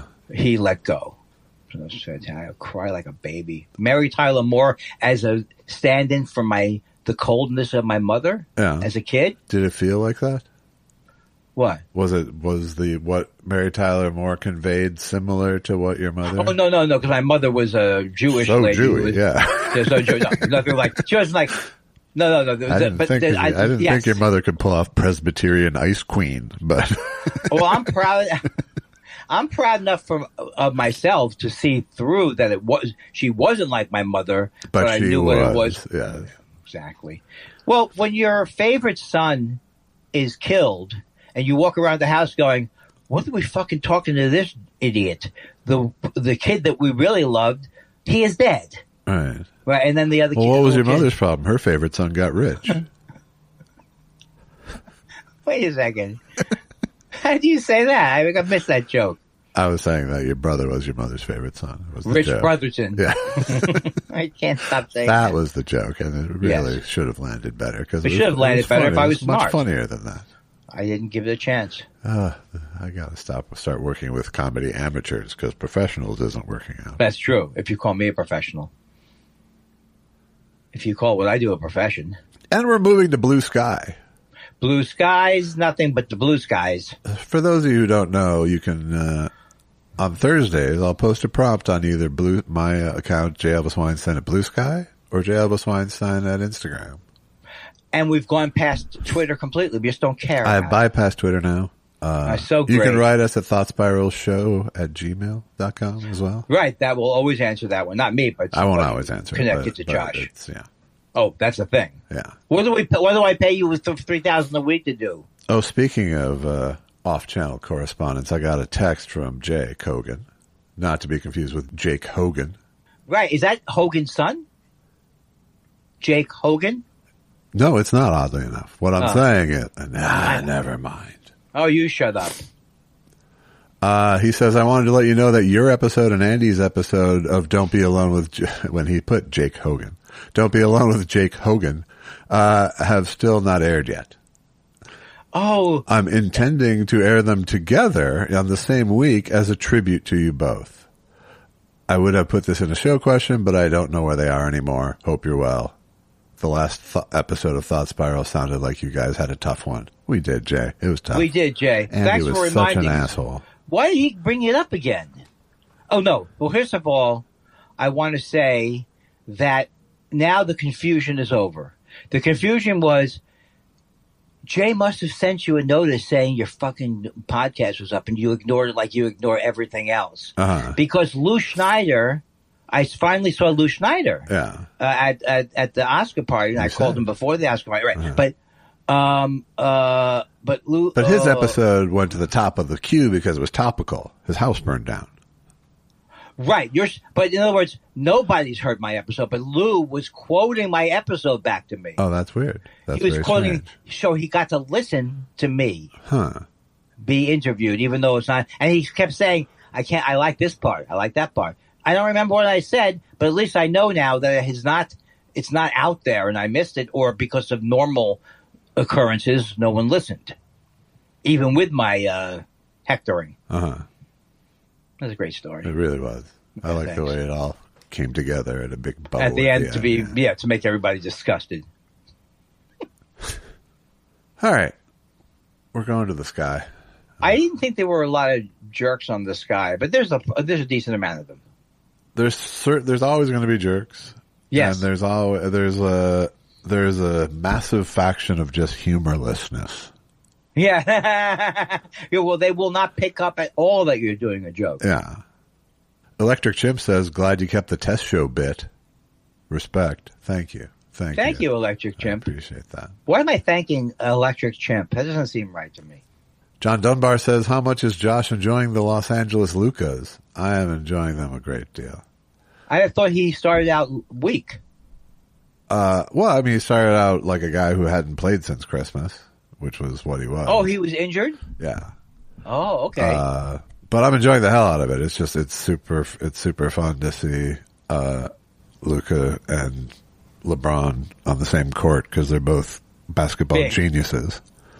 And, and I think I tend to think JJ Redick is one as well. So it's fun to see all that brain power at work. So that means that you're going to go all the way. I'm not saying that, but I'm saying it's a team that could. And it's a team that's exciting to watch. Are you nervous about going up against the Waves? The Waves? The other teams in this fake lead are like the Lemons. It's like they don't even try. They're playing the Lemons tomorrow. It's really tough to do a professional sports-based TV show and have it feel like the world because it is so, like you said, it feels like 7 extras in the stands, you know. It's so fucking expensive to hire extras like en masse to make it feel like they definitely dodged that bullet because it looked like there were 4 people in the stadium. Yeah. But it's, I mean, it goes back to like First and 10 on HBO, where I never saw that. Just don't feel like the real world of that. First and 10. First of all, no football player would ever say that. Have you seen First and 10? I can't believe they said that. That's my favorite. O.J. Simpson's really funny on it. New Mexico Man says, did either of you have a huge near miss in your career, such as Tom Selleck missing out on Indiana Jones because of his Magnum PI contract? Was Josh almost an assistant coach for Craig T. Nelson? Was Andy almost partnered with Nick Nolte in 48 Hours? That's interesting. It's interesting you say that because my career is all about self-sabotage. So I never really... I had a joke there, but I'm sorry. I apologize to you. And I apologize to the listener. Yeah, do you want to take another swing at it? We can. You can give me the premise. The magic again? of editing can really help you What's out. What's the premise again? The huge near miss in your career. Go. Oh, I was up for the guy on Welcome Back, Kotter, Horseshack. I was up for that role. I barely got it. Oh, Did not get it, actually. This was the joke I was going to do. I didn't get almost any role because of the way I almost could have been really popular if I didn't shoot myself in the foot every year. So I certainly didn't help myself along. That's not funny, though. You'll come up with something. No. You'll plug it. Plug it. Isn't that a sitcom thing? It's not a thing. Hey, this scene needs a plug. I don't know. I mean, certainly nothing as talent was I ever a near miss for, when on camera talent. Right. There was plenty of shows that, I might have gotten, or, there was pilots that didn't get picked up. There's. Well, I went out for roles. There were what ifs, but there aren't any, there was nothing, the closest thing I guess was like, I got offered, the head writer job of when Rosie O'Donnell's talk show first started, and it would have involved me moving to New York, and at that moment I had just moved in with Allison and Elon, so it was like a really fucked up time to be going to live in another city. So I had to pass. I didn't was really it hard want the to gig pass? Anyway. It was a little hard to pass, just whenever anybody wants you that bad, because like I passed a couple times and they came back. Wow, and do they keep upping the money when they come back? I don't know that we got to that just because there was such an impasse over. You didn't want to do it, yeah. I mean, I had just spent 2 years on a talk show, so I wasn't that eager to do another one. Yeah. So it wasn't like a dream gig, but it was a gig where someone was going, "I want you," and it was New York, which was kind of an exciting thought. Right. But I think I think she went through like 4 head writers in that first year or something. So the chances, she had guest hosted on Kinnear, and I had written her a bunch of stuff that she loved, which is why she was into me. But you could see that going sour fast. But it could have gone sour. I mean, I don't know how, she was, when someone's a guest host, they're very well behaved, That's true. When it's someone's own show, they have a whole lot more stress and a whole lot more perhaps disregard for other people's comfort and happiness.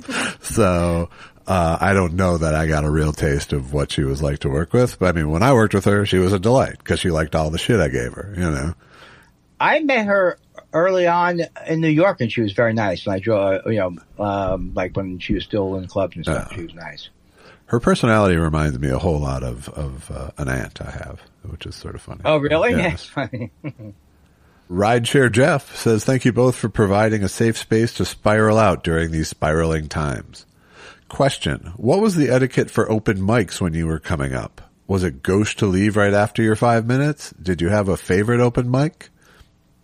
It was not gauche if you're on the put your name in the hat level. As you go along, I was more a part of different like shows where they were, maybe called alternative shows. So a lot of times I would want to, and still today, if I go on a show, I kind of do want to get there to catch everybody, but I don't always. Yeah. That's my goal. Yeah, I think, it just depends. I mean, if it's a bunch of your friends and it's etiquette to watch their set, but it's not hard and fast, it's not, it's cool to watch someone's set. It is not automatically rude to not. Right. I used to, when I was young, when I was like at open mic phase in Minneapolis, at least, like, because there was so much comedy going on in the late 80s, it was like, I could do 3 open mics some nights, or I could do 2 different, so you were literally going from club to club, or, so it wasn't a time period that no one remembers. No. Like we do, like it's a magic time. It was, in Minneapolis it was a magic time, but, Yeah, but I mean, right. I'm just saying. The I was comedy doing boom itself wasn't a creatively magic time, but it was. And it wasn't something that was talked about years after, like you do. Woodstock. But it was just a great time to be an artist in Minneapolis at that time, of any kind. It was just like there was just like this massive enthusiasm from people to be audience members for things. That's so cool. Yeah. Couldn't last forever with one thing. Dan Marsh. Hey guys, please describe the evolution of what you wear on stage from your first open mic to the present day. From your first open mic to your last dying day. You're a jet. And did anyone give you advice on how to dress? No one gave me advice on how to dress, or I would have rebelled against it.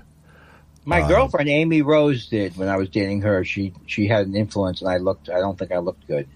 I think I even had a sleeveless shirt at one point. Ouch. But look, I'm not afraid to admit I had a fucking stonewashed jacket at one point. Yeah, I was. I've almost always been a t-shirt under sport coat guy. Right. So that's that's evergreen. That was. I mean, in the '80s, that was highly acceptable because of the Miami Vice influence, and but and I think I may have even pushed up sleeves at one point, but because there was a lot of unconstructed blazers back in the '80s. But it's for me, it's like I would wear a tie for a TV spot or something, or a suit, and tie kind of thing. But it's like a blend between sort of acknowledging that it's a performance by dressing a little bit. But it's also a security blanket for me. It's just a good garment. It's a good, yes. I think a jacket. Pockets. It's as close to a suit of armor as I can get. So I think that I like wearing a suit jacket, but I think if anybody would wear out all of the takes, it would be me. It would be the boom. I adjusted that. I did the other thing. After 4 or 5, people are not going to buy that it's not up on your shoulder enough. Yeah, you know what I'm saying? I don't do any jacket-based comedy. Oh, are you kidding me?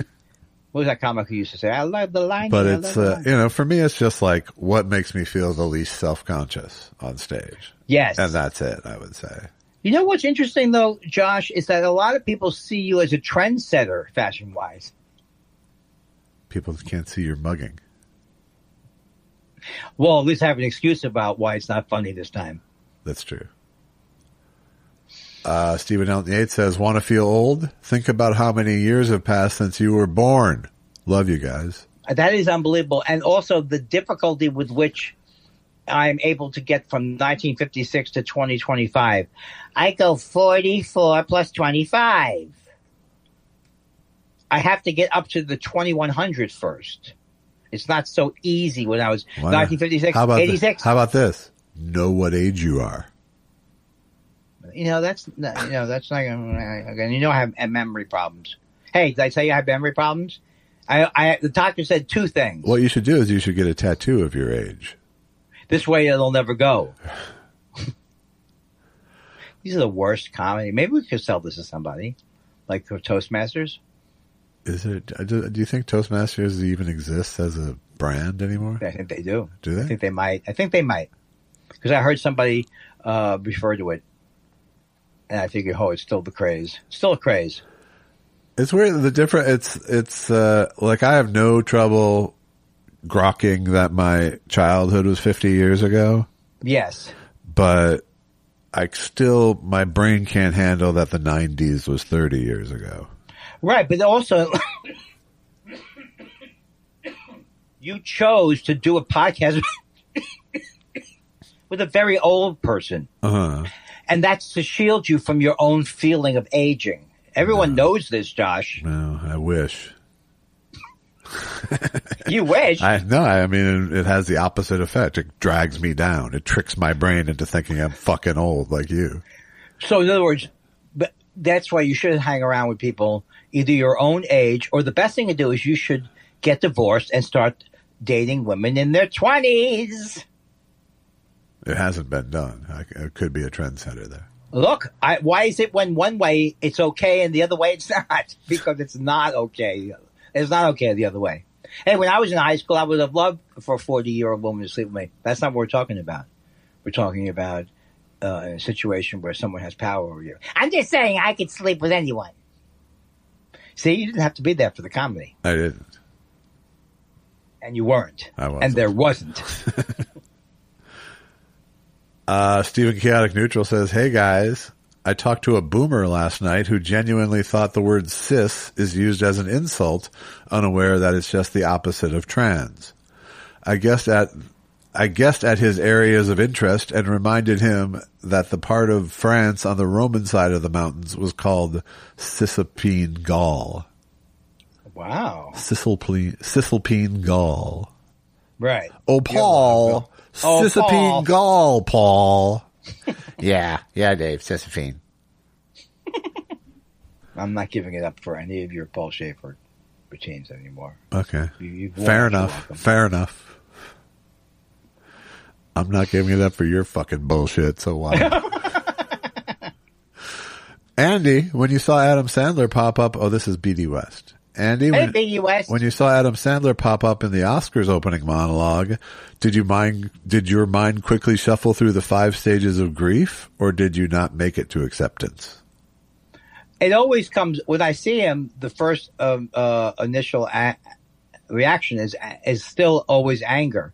But like even that bit that he did, Chalamet, and the bit that he does, the thing is, I have to tell people I loved him when he first started. So it's like I don't hate him because he wasn't funny. That's what I'm trying to say. Yeah. I think he's even capable of being funny now, but mostly he is a schmuck. Wow. He's a bullying schmuck. You heard me. I'm sorry. I thought you didn't hear me first. I didn't hear you. I'm sorry. Tweepahara says, Josh, are you working on a new doc? I'm not at the moment. I was actually on the trail of one, and it fell apart on me. So is it gone? Probably gone. So I told you nobody wanted to see a documentary about the twist. Can you imagine? What you don't know was that it wasn't just Chubby. That Chubby Checker was a takeoff on Fats Domino.